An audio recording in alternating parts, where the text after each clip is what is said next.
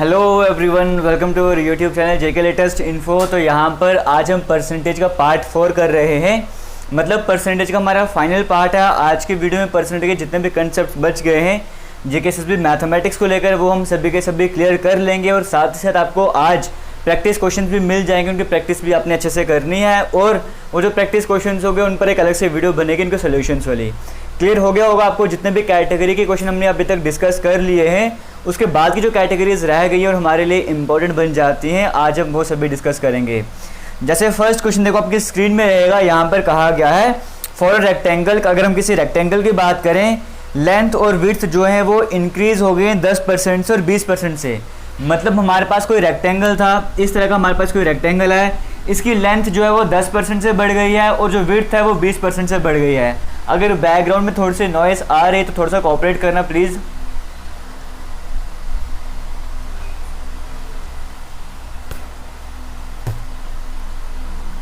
तो कहा गया what is the percentage change in area. बताओ कि परसेंटेज चेंज क्या आया है एरिया में, वो आपको बताना है। देखो यहाँ पर इस तरह की क्वेश्चन बिल्कुल शॉर्टकट तरीके से मैं आपको बता चुका था पुराने वाली वीडियोस में। जब भी आपको 2% वगैरह गिवन हो तो ये वाला फॉर्मूला लगा देना, अब x plus y plus x y over 100, इस तरह का कोई फॉर्मूला मैंने आपको बताया होगा। जहाँ पर कहा था जब परसेंटेज इंक्रीज हो रहा तो प्लस लिख देना, जब वो डिक्रीज हो रहा होगा तो साइन माइनस का कर देना। यहाँ पर क्या था, पहले क्या था कि 10% का इंक्रीज हुआ है तो x को मैंने 10 मान लिया और साइन पॉजिटिव आ गया। फिर क्या हुआ था, इसके बाद जो ब्रेड्थ है वो 20% क्या हुआ है, 20% वो भी इंक्रीज हुआ है तो y को भी हम 20 प्लस मान लेंगे। प्लस इन दोनों को मल्टीप्लाई करना है तो मल्टीप्लाई करने पे 200 आ जाएगा, 20 को 10 से मल्टीप्लाई करेंगे, डिवाइड बाय 100 आ जाएगा, 0 0 कैंसिल हो जाएंगे, ये 30 आ जाएगा, प्लस 2 करेंगे 32% आपके पास आंसर आ जाएगा। और ऑप्शन अब यहाँ पे है नहीं, 32% जो है वो एरिया में चेंज वगैरह आ जाएगा। इस तरह से आपका आंसर आ चुका है। क्लियर हो गया। बट इसको करने का बेसिक मेथड क्या है वो आपको समझा देता हूँ। हालांकि एग्जाम में इस तरह कोई भी क्वेश्चन आएगा, आपने ये वाला मेथड वगैरह ये वाली अप्रोच को यूज़ करना है, जो कि आपको मैं पहले भी बता चुका हूँ। इस तरह के क्वेश्चन को करने का बेसिक मेथड क्या है, जनरल मेथड क्या है वो समझ लो। पहले क्या था आपके पास, लेंथ जो है वो, अगर हम लेंथ की बात करें, यहाँ पर मैं लेंथ लिख देता हूँ, यहाँ पर मैं विड्थ लिख देता हूँ, ठीक है। या फिर यहाँ पर लेंथ कर देता हूँ, यहाँ पर विड्थ में कर देता हूँ, इतना मैं कर देता हूँ। क्या कहा गया, लेंथ की अगर हम बात करें वो 10% से इंक्रीज हुई है। 10% है ना, 10% को फ्रैक्शन वैल्यू में चेंज करो तो कैसे करोगे, तो मतलब डिवाइड बाय 100 करोगे ना, तो इसका आंसर 1/10 आ जाता है। मैंने आपको कहा था टेबल याद रखना है। तो 1/10, 10% का मतलब क्या है 1/10। अब यहाँ पर जो डिनोमिनेटर में चीज़ होती है ना, ये होती है ओरिजिनल वैल्यू। इसका मतलब जो हमारे पास पहले ओरिजिनल लेंथ थी वो क्या थी, वो 10 यूनिट की थी। इतना हमें क्लियर हो गया। ये हमारे पास ओरिजिनल वाली लेंथ हो गई, ये हमारे पास नई वाली लेंथ होगी। कहा क्या है, जो लेंथ जो है वो 10% इंक्रीज हो गई है। अगर ओरिजिनल लेंथ हमारे पास 10 है, जो ये ऊपर चीज़ गिवन है ना 10% था ना, तो ये 10 का क्या है, ये 10 का जो, अगर हम 1 की बात करें, ये इसका 10% होता है। अगर मान के चलो 2/20 होता है ना, हम बोलते हैं कोई चीज़ है, मान के चलो एग्जाम्पल ले चल रहा हूँ मैं, मान के चलो मैंने कहा 20% 2/20 के बराबर होता है, मान के चलो, तो ये आपके पास ओरिजिनल वैल्यू होगी और 20 का जो 20% होगा वो 2 हो जाएगा। क्लियर हो गया। यहाँ पे 10% 1/10 के बराबर था। ओरिजिनल वैल्यू क्या थी, ओरिजिनल लेंथ क्या थी, 10, हमारे पास 10 यूनिट थी। अब क्या कहा कि जो लेंथ है वो 10% इंक्रीज हो गई है, यानी कि हम 10 में ये 1 ऐड कर देंगे, जो हमारे पास नई लेंथ आई है वो 11 यूनिट की आई है। तब वो क्लियर हो गया होगा। अगर हम विड्थ की बात करें, वो 20% इंक्रीज हुआ है। विड्थ में कितना इंक्रीमेंट हुआ है, 20%। और 20% किसके बराबर होता है, आपको मैंने बताया, 20% जो है 1/5 के बराबर होता है। इसका मतलब जो पहले विड्थ थी वो 5 यूनिट की थी, अब 20% का इंक्रीज हुआ है तो 5 में हम 1 ऐड कर देंगे। क्यों, क्योंकि 5 का 20% 1 होता है और 5 का 20% इंक्रीमेंट हुआ है ना, तो 5 में 1 ऐड करना पड़ेगा, 6 आ जाएगा हमारे पास। ठीक है, ये जनरल मेथड है। यहाँ पर आपको क्या करना था, आपको निकालना था परसेंटेज चेंज इन एरिया ना। तो रेक्टेंगल का एरिया हमारे पास क्या होता है, लेंथ इंटू विड्थ, यही होता है ना। लेंथ को विड्थ से मल्टीप्लाई करो, आपके पास एरिया आ जाएगा। तो पहले जो हमारे पास एरिया था वो क्या हो जाएगा, 10 को 5 से मल्टीप्लाई करो 50, और अब जो नया एरिया आया वो कितना है, 11 को 6 से मल्टीप्लाई करो 66 आ जाएगा। इतना आपको समझ आ गया होगा। अब यहाँ पर करना क्या था, परसेंटेज चेंज इन एरिया निकालना है ना। तो इन दोनों का डिफरेंस, जैसे कि पहले वाली वीडियोस में बताया था, इन दोनों का डिफरेंस कितना हो जाएगा, 16 डिवाइड बाय ओरिजिनल वैल्यू। यहाँ पर क्या है, ओरिजिनल वैल्यू 50 है ना, मल्टीप्लाइड बाय 100 करना है परसेंटेज में चेंज करने के लिए। ये 2 से कट जाएगा, 16 को 2 से मल्टीप्लाई करो 32% आ जाएगा। जैसे मर्जी करो, बट एग्जाम में जब आपका आता है ना, ये भी अप्रोच यूज़ करना बिल्कुल बेसिक सा मेथड है। ये क्वेश्चन क्लियर हो गया होगा चलते हम सेकंड क्वेश्चन की तरफ। अब यहाँ पर देखिए, कभी ऐसा आ गया ना किसी क्वेश्चन में कि आपको कहा कोई रेक्टेंगल है, स्क्वायर है, रोम्बस है, सर्कल है, इस तरह से कुछ भी गिवन होगा, कहा जाएगा उसका जो कोई साइड है वो जो है मान चलो कुछ x% से इंक्रीज हो या फिर a% से उसके साइड वगैरह जो है इंक्रीज हो चुकी। जैसे यहाँ पे गिवन था ना, लेंथ इतने % इंक्रीज हुई, विड्थ इतने % इंक्रीज हुई। किसी क्वेश्चन में सिर्फ एक ही चीज़ गिवन होगी कि उसके साइड वगैरह जो है वो a% से बढ़ गई है। a% आपको कुछ भी हो सकता है, 10%, 20%, कुछ भी हो सकता है। अगर आपको सिर्फ यही गिवन है और क्वेश्चन अगर आपसे पूछा जाएगा, मान के चलो कि एरिया कितने % से इंक्रीज हुआ है, तो वो कैसे कैलकुलेट क्या करोगे? कोई भी साइड अगर a% से इंक्रीज हुई है तो एरिया कैसे इंक्रीज हुआ है वो कैसे निकालोगे? a into A plus 200 divided by 100। ये वाला फॉर्मूला आपने यहाँ पर यूज़ करना है। इसकी हेल्प से आपको परसेंटेज जो एरिया में चेंज आया वो आपको मिल जाया करेगा। अगर कभी अभी हम क्वेश्चन करेंगे, अगर कभी आपको गिवन है कि कोई साइड जो है वो a% से डिक्रीज हो गई है, बढ़ने के बजाय कम हो गया है, तो बताओ नेट एरिया में कितना चेंज आया है, नेट एरिया जो कितना कम हो गया है वो कैसे कैलकुलेट करोगे? ए तो ऐसे ही रहेगा, यहाँ पे 200 माइनस ए डिवाइड बाई 100, ये वाला फॉर्मूला रह जाएगा। क्वेश्चन करते हैं, आपको समझ आ जाएगा। एक क्वेश्चन आपकी स्क्रीन में है जहाँ पर कहा गया है if each of the dimensions of a rectangle is increased by 200%, अगर रेक्टेंगल की सभी जो डायमेंशंस हैं वो कितने % से बढ़ गई हैं? वो 200% से बढ़ गई हैं। यहाँ पर हमें ए गिवन है, ए हमें कितना गिवन है? यहाँ पे जो डायमेंशन है वो 200% से इंक्रीज हो गई हैं, इतना हमें गिवन है। फिर हमें बताना था कि बताओ एरिया कितने % से इंक्रीज हो गया। मैंने कहा जब साइड्स इंक्रीज होंगी तो एरिया इंक्रीज वाला फॉर्मूला ये हो जाएगा, सिंपल ए की जगह आप 200 लिख दो, फिर ब्रैकेट में ए की जगह फिर से 200 लिख दो, प्लस 200 फॉर्मूले वाला आ गया, डिवाइड बाय आपको 100 ही करना है। इसको सॉल्व कर लो, ये 2 0 और 2 0 कट जाएंगे, 200 प्लस 200 400 को जब 2 से मल्टीप्लाई करोगे तो 800 यहाँ पे आपको आंसर आ जाएगा। 800% आपको सी ऑप्शन में देखने को मिल रहा है। अगर यहीं पर इसी क्वेश्चन में कुछ मान के चलो ऐसा होता कि साइड जो 50% से डिक्रीज हो गई है, तो बताओ पूरे एरिया में कितना डिक्रीज, पूरे जो एरियाज में कितना डिक्रीमेंट हुआ है, तो वो कैसे कैलकुलेट करते? यहाँ पर भी ये वाला फॉर्मूला यूज़ करते, बस यहाँ पर क्या करते? a into 200 minus A divide by 100, इस तरह से आपका आंसर आ जाता। क्लियर हो गया होगा। एक कैटेगरी का मैं आपको एक ही क्वेश्चन करवा रहा हूँ, बाकी आपने प्रैक्टिस करनी है, प्रैक्टिस क्वेश्चन आज आपको मिल भी जाएंगे। क्लियर हो गया। आगे चलते हैं, नेक्स्ट क्वेश्चन की हम बात करते हैं।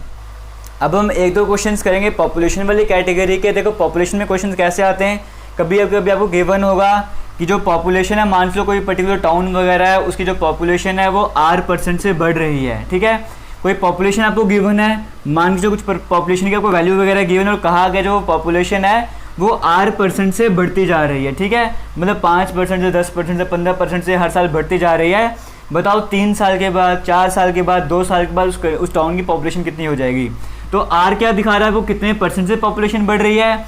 ये P क्या बता रहा है, प्रेजेंट पॉपुलेशन कितनी है। ये N क्या बताता है कितने सालों के बाद। जैसे आपको 2 सालों के बाद चाहिए ना, तो N की वैल्यू 2 कर देना। आपको 4 सालों के बाद पॉपुलेशन पता करनी है तो N की वैल्यू 4 सब्स्टिट्यूट कर देना। ये फॉर्मूला कौन सा हो गया, जब आपको 2 साल, 3 साल, 4 साल, 5 साल के बाद पॉपुलेशन पता करनी है। वैसे ही अगर आपको 2 साल पहले की, 3 साल पहले की, 4 साल पहले की पॉपुलेशन पता करनी है तो फॉर्मूला ये वाला आ जाएगा। सेम टू सेम ये फॉर्मूला है, बस P ऊपर आ जाएगा, बाकी सारी टर्म नीचे की तरफ आ जाएगी। अब हम क्वेश्चन करेंगे जहाँ पे दोनों चीज़ों का यूज़ होगा, आपको सब कुछ क्लियर हो जाएगा। ये होगा क्या, नई जो पॉपुलेशन है, मतलब 5 सालों के बाद जो पॉपुलेशन है, 2 सालों के बाद, 3 सालों के बाद, यहाँ पर आप वो कैलकुलेट किया करोगे। वैसे यहाँ पर अगर हम बात करें, जो भी पॉपुलेशन है 2 साल पहले, 3 साल पहले, वो आप कैलकुलेट किया करोगे। एक क्वेश्चन आपके स्क्रीन में है, यहाँ पर कहा गया है the population of A town is 352800। किसी टाउन की पॉपुलेशन जो है वो 352800 है। मतलब जो आपको प्रेजेंट पॉपुलेशन गिवन है ना, ये P कितना गिवन है आपको, 352800 गिवन है, इतना आपको गिवन है। फिर आपको कहा गया है if it increases at the rate of 5% per annum. अगर 5% के हिसाब से वो बढ़ रही है, 5% के हिसाब से बढ़ रही है ना, P की जगह मैंने ये लिख दिया 1 प्लस R की जगह मैं 5 लिख दूंगा, डिवाइड बाय 100 मैंने वैसे का वैसे ही कर दिया। कहा गया if it increases at the rate of 5% per annum then what will be its population after 2 year. 2 सालों बाद बताओ उस टाउन की पॉपुलेशन कैसी हो जाएगी, और वैसे ही बताओ 2 साल पहले कितनी पॉपुलेशन थी। क्लियर हो गया, सिंपल सा फंडा है। प्रेजेंट पॉपुलेशन गिवन है, हमें R की वैल्यू गिवन है, N भी हमें गिवन है। पहले कहा गया बताओ 2 साल बाद कितनी पॉपुलेशन हो जाएगी, तो यहाँ पर मैं 2 लिख दूंगा। पहले हम इसको सॉल्व कर लेते हैं। ये 352800 को वैसे ही रख देता हूँ। इसको अगर मैं सॉल्व करूँगा तो कैसे करूँगा, देखो ये 1 है ना, अगर मैं क्रॉस मल्टीप्लाई करूँ 100 प्लस 5 क्या हो जाएगा, ये वाला 100 प्लस 5 हो जाएगा 105, नीचे आएगा 100 का होल स्क्वायर। इसे हमें सॉल्व करना है। अगर मैं इसे कैंसिल करना चाहूँ, ये 20 से कट जाएगा, ये 21 से कट जाएगा, मतलब मुझे 21/20 का होल स्क्वायर यहाँ पे कैलकुलेट करना है। ये काम मुझे यहाँ पे करना था, ठीक है। 21 का स्क्वायर मुझे पता है कितना होता है, 441 होता है। इसकी जगह मैं ये लिख रहा हूँ, 20 का स्क्वायर मुझे पता है 400 होता है, ठीक है। सिंपल, आपको समझ आ रहा होगा, मैं ज़्यादा टाइम वेस्ट नहीं करना चाहता, कैलकुलेशन है आप खुद भी कर लोगे। इसे सॉल्व करना है, ये और ये आपके पास कैंसिल हो जाएगा पूरी तरह से। इसको सॉल्व करना चाहो तो 4 को 1 से काटो, 4 को 8 से काटो, 32, 4 32, 882 आपके पास बच जाएगा। 882 को आपने 441 से मल्टीप्लाई करना है, 882 को आपने 441 से मल्टीप्लाई करना है। यहाँ पे आपको डायरेक्टली बताता हूँ कितना आंसर आएगा आपको मल्टीप्लाई वगैरह करने पे। यहाँ पे कुछ आंसर आएगा आपका 3,388,962, इस तरह का कुछ आंसर वगैरह आ जाएगा। आप खुद भी कैलकुलेट करके देख सकते हो। इतना आपको समझ आ गया होगा। ये कब की पॉपुलेशन है, 2 साल बाद की पॉपुलेशन है। और आपसे पूछा गया था बताओ 2 साल पहले कितनी पॉपुलेशन है, वो भी आपको कैलकुलेट करना था। उसका फॉर्मूला भी आपके पास यही है, पी को बस ऊपर की तरफ करना है, 352,800 को ऊपर की तरफ करना है। बाकी जो चीज़ यहाँ पे अपने साइड में सॉल्व किया है ना मल्टीप्लाई में, वो सारी चीज़ डिवाइड में आ जाती है। जो मल्टीप्लाई कर रहे थे वो डिवाइड आ जाता है, यानी कि ये चीज़ हमारे पास डिवाइड में आ जाएगी। 441 डिवाइड बाय 400 वो ऊपर चला जाएगा। क्लियर हो गया। इसे आपने सॉल्व करना था। इसको जब आप सॉल्व करते तो आपके पास आंसर आना था 320000, इस तरह का आंसर आ जाना था। तो वो ऑप्शन नंबर 1 आपका यहाँ पर करेक्ट हो जाना था। चलते हैं नेक्स्ट क्वेश्चन की तरफ। यहाँ पर देखिए, जैसे भी हमने क्वेश्चन किया ना, वहाँ पर हमने ये वाली वैल्यूज कैलकुलेट किए हैं। कभी आपके एग्जाम में ऐसा भी हो सकता है कि आपको कहा जाएगा कि मतलब 5 सालों के बाद किसी जो टाउन है उसकी पॉपुलेशन ये थी और पॉपुलेशन इस रेट से बढ़ रही थी, बताओ कि उस टाइम पर पॉपुलेशन कितनी हुई होगी। या फिर ऐसे भी हो सकता है आपको कहा होगा कि कोई टाउन वगैरह है, उसकी प्रेजेंट पॉपुलेशन ये है, प्रेजेंट पॉपुलेशन ये है 5 साल, या फिर कहा जाएगा प्रेजेंट पॉपुलेशन ये है, 5 सालों बाद पॉपुलेशन इतनी हो जाएगी। और यहाँ पे 5 साल तो आपको गिवन है, एन भी गिवन है, प्रेजेंट पॉपुलेशन भी गिवन है, 5 सालों बाद वाली पॉपुलेशन भी गिवन है। आपको कहा जाएगा बताओ कितने रेट से बढ़ रही है। किसी भी तरह से क्वेश्चन पूछ सकता है, फॉर्मूला ये रहने वाला है, ठीक है। अब हम एक और क्वेश्चन करते हैं पॉपुलेशन वाला। यहाँ पर कहा गया है कोई विलेज है, उसकी जो पॉपुलेशन है वो 2500 है। कोई विलेज है, उसकी जो पॉपुलेशन है वो 2500 रुपये नहीं 2500 है। It decreases bye 4%। पहले क्या हुआ, जो पहले पॉपुलेशन थी वो 4% कम हो गई है। पहले क्या हुआ, पॉपुलेशन जो 4% कम हो गई है। ओरिजिनल पॉपुलेशन कितनी रही होगी, ओरिजिनल 100% रही होगी ना, अब 4% कम हो गई है। मैंने आपको कल बताया था 100 में से जितना अगर 4% कम हुई है तो 100 में से 4 माइनस कर दो, अब पॉपुलेशन कितनी रह गई होगी, 96% रह गई होगी। तो परसेंट को मैं सिंपल फ्रैक्शन में चेंज करने के लिए 100 से डिवाइड करता हूँ। पहले क्या हुआ, पहले वो 4% कम हो गई और फिर वो 3% बढ़ गई थी। 3% बढ़ गई, इसका मतलब 100 में आप 3 ऐड करोगे तो 103 बन जाएगा, ठीक है। तो 103/100 आ जाएगा। इस तरह से हो गया। अब यहाँ पे आपको क्या बताना था, बताओ कि 2 साल के बाद पॉपुलेशन कितनी हो जाएगी। पहले क्या हुआ, पहले पॉपुलेशन कम हुई, फिर पॉपुलेशन बढ़ गई। अब यहाँ पे आपको क्या बताना था कि बताओ पॉपुलेशन एंड में हुई कितनी। ये 2 0 और 2 0 मैंने काट दिए। 25 को अगर मैं 1 से मल्टीप्लाई करूँ, 25 को 4 से मल्टीप्लाई करूँ, 4 को अगर मैं 4 2 8, 4 4 16, ये कट गया। 24 को अपने 103 से मल्टीप्लाई करना है, तो 24 को अगर मैं 100 से मल्टीप्लाई करूँ तो 24 आ जाएगा, 72 आ जाएगा। 2472 आपका आंसर आ जाएगा, ठीक है। इसको कैलकुलेट करने में 2472, यहाँ पे ऑप्शंस वगैरह तो है नहीं, 2472 आपका जो करेक्ट आंसर आ जाएगा। किसी भी तरह का डाउट है आपको, आपने कमेंट सेक्शन में कमेंट करके बताना है। और आपको चीज़ बताना चाहूँगा, देखो परसेंटेज का पार्ट 4 है। मैंने सोच के रखा था कि परसेंटेज जो है वो 5 से 6 पार्ट्स में कवर करवाऊंगा, बट मैं जैसे जैसे आगे बढ़ता जा रहा हूँ तो मैं देखता हूँ कि यहाँ पे रिस्पांस वगैरह कम मिलता जा रहा है। अगर आपकी तरफ से रिस्पांस कम मिलता है तो मुझे लगता है कि हाँ थोड़ा ज़्यादा बोरिंग सा चल रहा है, या फिर आपको ज़्यादा इंटरेस्ट नहीं है, या आपने जितना सीखना था वो पहले 2 वीडियो में आपने सीख लिया है, तभी जो थर्ड पार्ट की तरफ चलते हैं, सेकंड पार्ट थर्ड पार्ट चलते हैं, आपकी तरफ से रिस्पांस कम होता जाता है।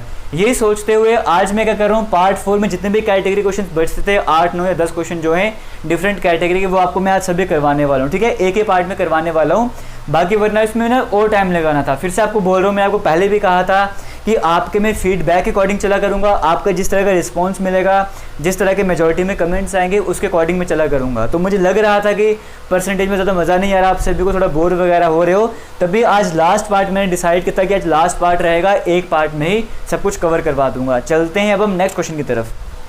यहाँ पर नेक्स्ट क्वेश्चन की बात करते हैं। यहाँ पे थोड़ा वो पासिंग वगैरह वाले क्वेश्चन यहाँ पर आ जाते हैं। क्वेश्चन में कहा गया है फॉर एन एग्जामिनेशन, किसी एग्जामिनेशन के लिए इट इज़ रिक्वायर्ड, ये चाहिए कि आप जो 36% for an examination it is required to got 36% of maximum marks to pass.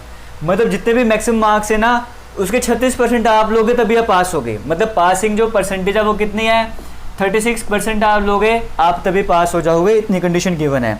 Maximum marks जितने भी, मान लो आपका एग्जाम 500 नंबर का है तो 500 में से 36% अगर आप ले लोगे तो पास हो जाओगे।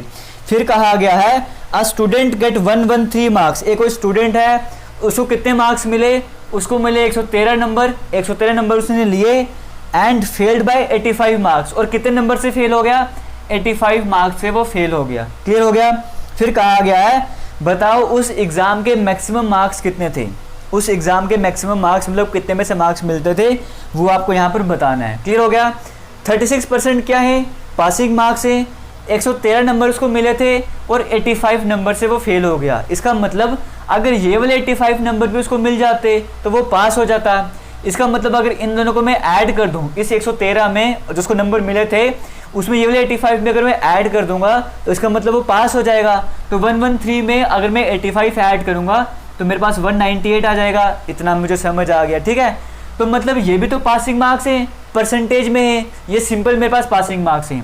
अगर वो 198 मार्क्स लेगा तब भी पास हो जाएगा, मैक्सिमम मार्क्स का 36% लेगा तो भी वो पास हो जाएगा। इसका मतलब क्या हुआ, 36% बोल लो या 198 बोल लो, दोनों एक ही चीज़ें हैं। ये भी पासिंग मार्क्स हैं, ये भी पासिंग मार्क्स हैं। अगर 36% 198 के बराबर है तो 1% किसके बराबर हो जाएगा, ये हो जाएगा 198 डिवाइड बाई 36। अगर मैं इसको 6 के टेबल से काटूँ तो 6 को 6 से 36 और 6 को अगर 3 से मल्टीप्लाई करूँ 18, तो यहाँ पे 6 को 3 से मल्टीप्लाई करूँ 18 आ जाएगा। 33/6 मेरे पास आ गया 1%। इसका मतलब 1% जो है वो 33/6 के बराबर है। बट मुझे यहाँ पर क्या चाहिए, मुझे चाहिए मैक्सिमम मार्क्स। मैक्सिमम मार्क्स कितने होंगे, 100% हो गए ना मैक्सिमम मार्क्स, 100% हो गए मैक्सिमम मार्क्स, तो वो किसके बराबर हो जाएगा, 33/6 को आप 100 से मल्टीप्लाई कर लो। तो यहाँ पे 2 को 3 से मल्टीप्लाई करो, 2 को 50 से मल्टीप्लाई करो, 3 को 11 से मल्टीप्लाई करो, तो ये 550 आपके पास आंसर हो जाएगा। 550 मार्क्स जो हैं वो मैक्सिमम मार्क्स हैं। क्लियर हो गया। मुझे पता था इतने परसेंट पासिंग मार्क्स हैं और यहाँ से भी मैंने देखे इतने पासिंग मार्क्स हैं, तो इन दोनों को इक्वेट कर दिया, 1% की वैल्यू निकाल दी। अब मैं मैक्सिमम मार्क्स क्या करूँगा, 100% की वैल्यू निकालूंगा, वो मैंने कैलकुलेट कर ली। फॉर्मूले की हेल्प से क्या करते हैं, अगर इसी तरह का क्वेश्चन हो जाए कि जहाँ पर आपको गिवन होगा, जैसे यहाँ पर गिवन था ना कि 36% मार्क्स चाहिए, तो जितने परसेंट मार्क्स चाहिए वो x ले लो, जितने उसने नंबर लिए वो a, जितने नंबर से फेल हुआ वो b। सिंपल है। a की जगह में 113 लिखूंगा, b की जगह में यहाँ पे 85 लिखूंगा, डिवाइड बाय x की जगह में क्या लिखूंगा, 36 लिखूंगा, मल्टीप्लाई कर दूंगा 100 से। वही काम हमने किया था। यहाँ पर आप देखोगे तो 113 प्लस 85 क्या हो जाएगा, 198 डिवाइड बाई 36 इंटू 100। यही चीज़ हमने आगे सॉल्व की थी, अभी भी सॉल्व करके देखो, ये आंसर आपके सामने आ जाएगा। देखो 198 बाई 36 इंटू 100 हमने किया था, तो ये 550 के पास आया था। फॉर्मूले की हेल्प से भी आप कर सकते हो। एक और क्वेश्चन करते हैं हम। अब यहाँ पर देखिए नई कैटेगरी का क्वेश्चन आपके सामने आ चुका है। जैसे यहाँ पर देखो क्या कहा गया है, कहा गया है इन एन एग्जामिनेशन, कोई एग्जामिनेशन वहाँ पर था, वहाँ पर क्या हो 20% स्टूडेंट जो थे, टोटल जितने भी स्टूडेंट थे ना उसमें से 20% जो हैं वो किस में फेल हुए, 20% जो हैं वो हिस्ट्री में फेल हो गए। 20% स्टूडेंट यहाँ पर किस में फेल हो गए, हिस्ट्री में फेल हो गए। फिर कहा गया 15% जो स्टूडेंट थे, टोटल में से 15% जो हैं वो हिंदी में फेल हो गए। 15% हिंदी में फेल हो गए, 20% ये क्या दोनों हिंदी है क्या, अच्छा 20% जो है हिस्ट्री में फेल हो गए और 20% जो है हिंदी में फेल हो गए, ठीक है। फिर कहा गया 5% ऐसे स्टूडेंट थे, 5% ऐसे थे जो दोनों में फेल हो गए। ये कंडीशन आपके सामने गिवन है। फिर कहा गया बताओ the percentage of students who passed in both the subject, बताओ कितने परसेंट स्टूडेंट ऐसे थे जो दोनों सब्जेक्ट्स में पास हुए, ये आपको बताना था। अब यहाँ पर देखो इस तरह का क्वेश्चन आ जाएगा। हालांकि वेन डायग्राम की हेल्प से आप सॉल्व कर सकते हो, बट थोड़ा कॉम्प्लिकेटेड सा बन जाएगा। सिंपल फार्मूला की हेल्प से करो। देखो फार्मूला की हेल्प से आपने कैसे करना है, जैसे यहाँ पर गिवन है ना कि 20% जो है हिस्ट्री में थे, ये एक्स आपको क्या बताता है, एक्स आपको बताता है यहाँ पर कि जैसे कुछ स्टूडेंट इसमें फेल हुए वो एक्स आ गया, कुछ स्टूडेंट इसमें फेल हो गए वो वाई आ गया, जो दोनों में फेल हो गए वो यहाँ पर जेड आ गया, ठीक है। दोनों में जो फेल हो गए वो ये वाला नंबर आ चुका है, एक्स वाई और जेड वाली आपको वैल्यू समझ आ गई। जब पूछा जाएगा कि बताओ टोटल स्टूडेंट्स कितने फेल हुए, तो आप ये वाला फॉर्मूला लगाओगे, टोटल कितने स्टूडेंट्स फेल हुए, टोटल परसेंट ऑफ स्टूडेंट जो फेल हुए वो ये, और टोटल परसेंटेज ऑफ स्टूडेंट्स जो पास हुए वो ये वाला फॉर्मूला आ जाएगा। आपसे यहाँ पे क्वेश्चन में पूछा गया total percentage of students who passed in both the subject. देखो जब परसेंटेज पूछा जाएगा ना, जो दोनों सब्जेक्ट में पास हुए या पास वाले स्टूडेंट्स की परसेंटेज पूछी जाएगी, ये वाला फॉर्मूला आपने यूज़ करना है। जब फेल वालों को पूछा जाएगा तो ये वाला करना है। यहाँ पे पास वालों को पूछा गया है ना, ये वाला फॉर्मूला यूज़ करो। पहले x plus y minus z solve कर लो। x प्लस वाई, ये आपके पास x यहाँ पर क्या आ गया 20, y आपके पास आ गया 15, z आपके पास आ गया यहाँ पे 5। क्लियर हो गया, तीनों वैल्यूज लिख ली। पहले x प्लस वाई कर लो, ये कितना हो जाएगा आपके पास 35, तो उसमें से 5 माइनस कर दो, 30 आपके पास आ जाएगा। ये आपके पास वैल्यू क्या आ गई, ये वाली वैल्यू आपके पास 30 वाली वैल्यू आ गई। माइनस का साइन मैंने वैसे ही लगा दिया, 100 में से माइनस करना है तो 70% आ जाएगा। क्लियर हो गया, 70% यहाँ पर आपका करेक्ट आंसर हो गया। किसी भी तरह का डाउट नहीं रहना चाहिए। फिर से रिपीट करूँगा, ये फॉर्मूला आपने कब यूज़ करना है, जब आपको total number of fail student बताने। ये कब यूज़ करना है, पास वाले स्टूडेंट का बताना है। ये क्लियर हो गया, ये फॉर्मूला यूज़ करना, इसकी हेल्प से क्वेश्चन को करना बड़े मज़े से हो जाएगा। आगे चलते हैं, नेक्स्ट क्वेश्चन की तरफ बढ़ते हैं। अब हम चल रहे हैं नेक्स्ट क्वेश्चन की तरफ। यहाँ पर आज के जो क्वेश्चन है ना, अगर इनको बेसिक जनरल मेथड से किया जाए थोड़ा टाइम यहाँ पर लग सकता है, समझाने में भी प्रॉब्लम होगी, समझने में भी थोड़ी सी प्रॉब्लम हो सकती है, इसलिए फॉर्मूले बेस पे ज़्यादा क्वेश्चन करवाने की कोशिश कर रहा हूँ।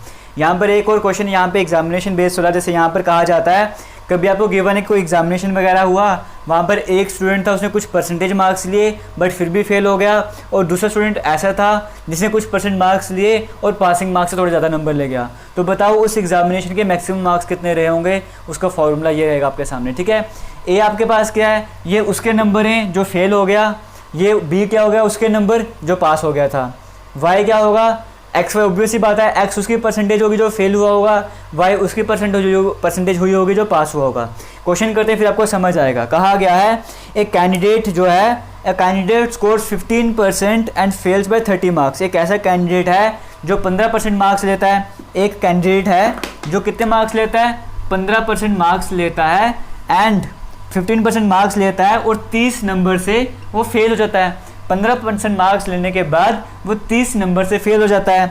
और अगर हम दूसरे कैंडिडेट की बात करें, वो 40% मार्क्स लेता है, वो 40% मार्क्स लेता है और जितने भी मिनिमम पासिंग मार्क्स थे ना उससे 20 नंबर ज़्यादा ले लेता है। ये 30 नंबर से फेल हो रहा था, ये 20 नंबर ज़्यादा ले गया है। तो कहा गया बताओ then the minima find the maximum marks for the examination. Maximum marks कितने एग्जामिनेशन के वो यहाँ पर बताने थे। तो सिंपल सा फंडा यहाँ पर वही है, फॉर्मूला यूज़ कर लो। 100 को वैसे ही कर दिया, a प्लस बी, ए हमारे पास क्या है ये, b हमारे पास क्या है ये हमने लिख दिया। ठीक है, डिवाइड बाय y हमारे पास क्या है ये, x हमारे पास क्या है ये। इसे हमें सिंपली कैलकुलेट करना है। 40 में से 15 माइनस करोगे तो आपके पास क्या आ जाएगा, ये 25 आ जाएगा ना। 25 लिख दो, ये कट गया 1 से, ये कट गया 4 से। 30 प्लस 20 कितना हो जाएगा, 50 हो जाएगा। 50 को अपने 4 से मल्टीप्लाई करना है तो ये 200 आपके पास आंसर आ जाएगा। मैक्सिमम मार्क्स 200, ऑप्शन तो है नहीं, ये आपके पास करेक्ट हो जाएगा। मुझे उम्मीद है आपको समझ आया होगा। बट आज की वीडियो में कुछ फॉर्मूलाज वगैरह हैं, आपको कहीं पर लिखने पड़ेंगे और सेम तरह के क्वेश्चन जो मैं आपको करवाएं वो भी नोट डाउन करने पड़ेंगे, ताकि आने वाले टाइम पर जब आपका एग्जाम होएगा आपके सामने इतने सारे फॉर्मूलाज आ जाएंगे, आपने टॉपिक वाइज सभी फॉर्मूलाज को याद रखना है और जहाँ पर मैं जनरल मेथड करवाता हूँ वो भी आपने याद रखना है। आगे चलते हैं और आपसे पहले आपको बताना चाहूँगा हमारा इंस्टाग्राम जो है वो भी जेके लेटेस्ट इन्फो के नाम से है, वहाँ पर जाकर हमें फॉलो कर सकते हो। ट्विटर भी इसी नाम से है, हमारा जो टेलीग्राम चैनल है वो भी इसी नाम से है। हालांकि जो लिंक है टेलीग्राम का वीडियो के डिस्क्रिप्शन बॉक्स में मिल जाता है। अगर वहाँ से ज्वाइन नहीं होता हमें इंस्टाग्राम पर मैसेज करो, हम आपको वहाँ पर लिंक शेयर करेंगे, क्योंकि हमारा जो टेलीग्राम है वहाँ पर हमने एप्टीट्यूड जो हो गया फिर रीजनिंग वगैरह जो भी है उसके PDF भी शेयर किए, फ्री में बुक्स अवेलेबल है वहाँ पे, आप जाके वो डाउनलोड कर सकते हो, प्रैक्टिस वगैरह कर सकते हो। आगे चलते हैं हम। अब यहाँ पर देख नए कैटेगरी का क्वेश्चन आपके सामने स्क्रीन में आ चुका है। यहाँ पर कहा गया है out of his total income, उसकी जितनी भी टोटल इनकम थी उसमें बात करें, मिस्टर कपूर की बात करें, वो 20% जो अपने हाउस रेंट घर के खर्चे पे लगाते, जो घर का किराया वगैरह होता है 20% तो वो उस पर लगा देता है, और जो 70% जो बाकी बचा हुआ, अब जो बच गया था उसका जो 70% है जो बाकी घर के खर्चे वगैरह होते हैं वहाँ पे लगा देता है। अगर वो इसके बाद भी 1800 रुपये सेव करता है तो बताओ उसकी टोटल इनकम क्या थी। हम मान के चलते कि इसकी जो टोटल इनकम थी 100 रुपीज़ थी, उसे कैलकुलेशन करना ईजी हो जाता है। हम मानते हैं जो टोटल इनकम कितनी थी 100 रुपीज़ उसकी टोटल इनकम थी, हमने ये मान के चल लिया। ठीक है, अब स्टार्टिंग में क्या है, मिस्टर कपूर जो 20% किस पे खर्च करता है, अपने घर के रेंट पे खर्च करता है ना। 100 का 20% कितना होता है 100 का 20% 20 ही होता है, हमने पहले वीडियो में भी डिस्कस किया, आगे भी डिस्कस किया। 100 का 20% कितना होता है, 100 का 20% है 20, यानी कि 20 रुपये वो किस पे खर्च करता है, 20 रुपये वो खर्च करता है हाउस रेंट पे। इतना क्लियर हो गया। अब कितने बच के उसके पास रुपीज़ 80 रुपीज़ अब उसके पास बच चुके हैं, ठीक है। अब ये उसके पास वो हैं जो उसके पास बच चुके हैं। फिर क्या कहा गया है, 70% जो है वो किस पे खर्च करता है, जो घर के खर्च वगैरह होते हैं ना, हाउस होल्ड एक्सपेंसेस, वहाँ पे लगाता है। कितने परसेंट, 70%। 70% की फ्रैक्शन वैल्यू मुझे पता है 7/10 होती है, क्योंकि हमें पता है, हमें आता है कैलकुलेट करना। 70% मतलब 70/100, ये 0 कैंसिल हो जाएंगे, 7/10। अब हम क्या करेंगे, पहले 80 का कितने परसेंट खर्च था, 70% ना, 80 का 70% निकालते हैं, वो कितना हो जाएगा, मतलब 7/10 निकालना है। ये 0 कैंसिल हो जाएगा, 7 को 8 से मल्टीप्लाई करो 56, मतलब 80 का 70% कितना होता है, 80 का 70% था 56, मतलब कि 56 रुपीज़ उसने किस में खर्च कर दिए, जो हाउस के जो एक्सपेंसेस होते हैं वहाँ पे खर्च कर दिए। अब उसके बाद बचे कितने, उसके पास बचे यहाँ पे 14 रुपीज़, 24 रुपीज़ बचे उसके पास, ठीक है। 24 रुपीज़ उसके पास अब बच चुके हैं। और हमें क्वेश्चन में क्या गिवन है, क्वेश्चन में गिवन है कि वो कितने रुपए सेव करता है, वो करता है यहाँ पर 1800 रुपये सेव, वो करता है 1800 रुपये सेव। और हमने जो एज्यूम किया था उसके अकॉर्डिंग सेव करे 24 रुपीज़। हम भी बिल्कुल सही चल रहे थे, जो क्वेश्चन में कहा है वो भी बिल्कुल सही है। इसका मतलब हम दोनों को इक्वेट कर सकते हैं, ठीक है। हमें क्या बताना है, हमें बताना है उसकी टोटल इनकम कितनी थी, मतलब हमें 100 की वैल्यू निकालनी है। अगर 24 जो है वो 1800 के बराबर है, इसका मतलब एक किसके बराबर हो जाएगा, एक यूनिट किसके बराबर होगा, 1800 में से 24 को डिवाइड करो। अगर मैं इसे काटूँ 6 के टेबल से, 6 को 4 से मल्टीप्लाई करूँगा, 6 को 300 से मल्टीप्लाई करूँ, इसको 4 को 1 से करो, 4 7 28, 20 चल जाएगा 75, मतलब एक यूनिट जो है वो 75 रुपीज़ के बराबर हो गया। तो ये 100 यूनिट किसके बराबर होगा, ये 100 किसके बराबर होगा, 75 को 100 से मल्टीप्लाई करेंगे, 7500 रुपीज़ आपके पास आ जाएगा। उसकी जो इनकम थी एक्चुअल में वो 7500 रुपीज़ थी। किसी भी तरह का डाउट रहता है तो अपने कमेंट सेक्शन में कमेंट करके बताना है। हम चलते हैं नेक्स्ट क्वेश्चन की तरफ। यहाँ पर देखिए एक क्वेश्चन मैं आपको यहाँ पर प्रैक्टिस के लिए दे रहा हूँ, ये आपने मुझे करके बताना है क्या इसका आंसर आएगा, और यहाँ से पता भी लग जाएगा कितने स्टूडेंट्स जो हैं वो वीडियो को देखते हैं सीरियसली। यहाँ पर कहा गया है, देखो इन अ विलेज, कोई एक विलेज है, वहाँ पे जो उसकी 30% पॉपुलेशन है वो कैसी है, वो लिटरेट है, मतलब पढ़े लिखे लोग हैं उस गांव में, जो भी विलेज वगैरह है वहाँ पे 30% लोग जो हैं वो लिटरेट हैं। कहा गया बताओ अगर टोटल पॉपुलेशन जो विलेज की वो 6600 है, तो आपको बताना है, बताओ उस विलेज में इलिटरेट लोग कितने हैं, इलिटरेट पर्सन्स कितने हैं, वो आपको बताना है।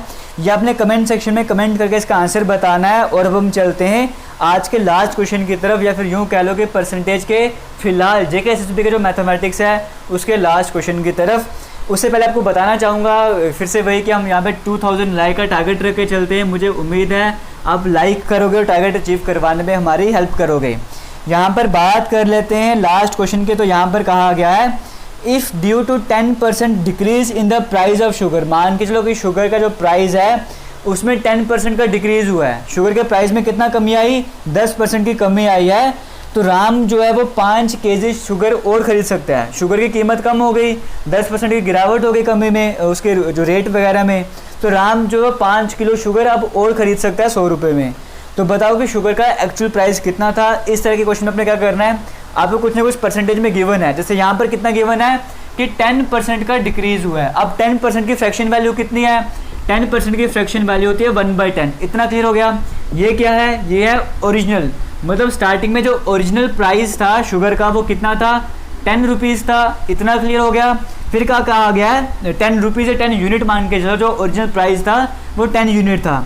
कहा गया 10% डिक्रीज़ हुआ है ना, तो 10 का 10% कितना हो जाएगा, 10 का 10% जो ऊपर की तरफ गिवन है वो हो जाएगा 1। तो 10% का डिक्रीज़ हुआ, इसका मतलब 10 में से 1 माइनस कर दो, 9 आपके पास आ जाएगा। पहले प्राइस इतना था, अब प्राइस जो इतना हो चुका है। क्लियर हो गया। अब हम यहाँ पे कंजप्शन या कंजप्शन मान के चलो, कंजप्शन हमेशा आपको लास्ट की वीडियो में भी बताया था, प्राइस बढ़ जाएगा कंजप्शन कम हो जाएगी। जब प्राइस 10 यूनिट था कंजप्शन 9 हो गई, जब प्राइस 9 यूनिट था कंजप्शन 10 हो गया। ये रिवर्स केस बन जाता है, आपको पहले भी कंसेप्ट समझाया है इसका, ठीक है, ये क्लियर हो गया। अब यहाँ पर क्या है, यहाँ अगर हम इस डाटा की तरफ देखें तो पहले वो 9 यूनिट मान लीजिए 9 kg शुगर खरीदता था, अब वो 10 kg खरीद रहा है, मतलब डिफरेंस हमारे पास कितना आ रहा है, 1 kg शुगर वो एक्स्ट्रा खरीद रहा है। बट क्वेश्चन में क्या कहा गया है कि राम जो 5 kg शुगर खरीद सकता है, राम कितनी खरीद सकता है, 5 kg शुगर जो राम वो खरीद सकता है, तो हमें 5 बनाने के लिए 5 से मल्टीप्लाई करना पड़ेगा ना 5 kg शुगर बनाने के लिए। इसका मतलब हमें इसको भी 5 से मल्टीप्लाई करना पड़ेगा, हमारे पास आंसर आ गया 50। इसको भी 5 से मल्टीप्लाई करना पड़ेगा, आंसर आ गया 45 kg। इसका मतलब पहले वो 45 kg शुगर खरीदता था, अब जब रेट सस्ता हो गया, कम हो गया, अब वो 50 kg शुगर खरीद रहा है, मतलब 5 यूनिट जो है 5 kg एक्स्ट्रा खरीद रहा है। क्वेश्चन में किसी भी तरह का डाउट नहीं है। 10% हमें कहा था रेट कम हो गया, हमने उसकी फ्रैक्शन वैल्यू निकाल दी, ये हमारे पास ओरिजिनल प्राइस आ गया, ये हमारे पास डिक्रीज होने के बाद जो प्राइस है वो आ गया। ठीक है, कंजप्शन मैंने आपको बताया रिवर्स केस हो जाएगा। दोनों के डिफरेंस की बात करें 1 kg का डिफरेंस आ रहा था, बट क्वेश्चन में 5 kg का डिफरेंस है। हमें वो 5 kg का डिफरेंस बनाने के लिए हमने 5 से मल्टीप्लाई किया, जब इसको 5 से मल्टीप्लाई किया 45 kg आ गया, जब इसको 5 से मल्टीप्लाई किया 50 kg आ गया। यहाँ तक किसी भी तरह का डाउट आपको नहीं होगा। आगे बढ़ते हैं, फिर हमें क्या कहा गया है जो वो 5 kg ज़्यादा शुगर खरीद सकता है 100 रुपये में। तो बताओ कि एक्चुअल प्राइस क्या था शुगर का। एक्चुअल प्राइस हमारे पास यहाँ पर है ना, शुगर का एक्चुअल प्राइस यहाँ पर है। अगर कहेगा एक्चुअल प्राइस बताओ तो हम इससे कंपेयर करेंगे, अगर बोलेगा रिड्यूस प्राइस बताओ या फिर जो बाद में जो प्राइस जो चेंज हुआ है वो बताओ, इसे कंपेयर करेंगे। यहाँ पर हमें क्या कहा गया है, then find the actual price of the sugar.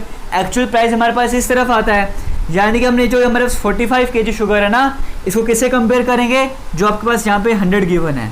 इतना आपको समझ आ गया होगा। हमने 45 जो kg शुगर है उसको 100 से कंपेयर कर लिया। यहाँ पर देखो 45 यूनिट 100 के बराबर हो गया, आपको 1 यूनिट का निकालना है तो 100/45 कर लो, 5 को 20 से काट लो, 5 को 9 से काट लो, तो 20/9 आपके पास आंसर आ जाएगा। ऐसा आपको कहीं पे देखने को मिल रहा है, ऐसा आपको कहीं देखने को नहीं मिल रहा है। इसको मिक्स फ्रैक्शन में कर लेते हैं, 9 को 2 से मल्टीप्लाई करोगे 18 आ जाएगा, तो 2/9 आपके पास आंसर आ जाएगा। ऐसा आपको ऑप्शन नंबर 4 में देखने को मिल रहा है, वो करेक्ट हो जाएगा। थोड़ा सा अगर कन्फ्यूजन होगा किसी तरह का, मैं भी बीच में वीडियो पॉज कर चुका था, यहाँ पर किसी भी तरह का कन्फ्यूजन है आप दोबारा से क्वेश्चन को सॉल्व करना। सिंपल सा फंड है, जो भी आपको परसेंटेज वगैरह गिवन होगा उससे आपको ओरिजिनल वैल्यू मिल जाएगी, और जो भी डिक्रीमेंट हुआ है इंक्रीमेंट वो आपको मिल जाया करेगा। कंजप्शन में रिवर्स कर दिया करना, जो भी वो गैप मिला करेगा ना उसको जो भी क्वेश्चन में कहा गया उसके बराबर बनाना। अगर 4 kg होता आप इसको 4 से मल्टीप्लाई करते, फिर इन दोनों को भी 4 से मल्टीप्लाई करते। एक्चुअल प्राइस मिलेगा इसे कंपेयर करना, न्यू वाला प्राइस वगैरह होगा इससे कंपेयर करना। यहाँ पे एक्चुअल प्राइस पूछा था ना, तो ये एक्चुअल वाली वैल्यू थी, तो मैंने इस 45 को यहाँ पर इसे कंपेयर कर लिया। क्लियर हो गया। ये थोड़ा आपको शॉर्ट में बता रहा हूँ, पीछे की पूरी कहानी आपको नहीं बता रहा। उम्मीद है आपको सब कुछ समझ रहे होंगे। फिर भी किसी तरह का डाउट रहा था कमेंट सेक्शन में कमेंट करके ज़रूर पूछना। थैंक यू, जय हिंद।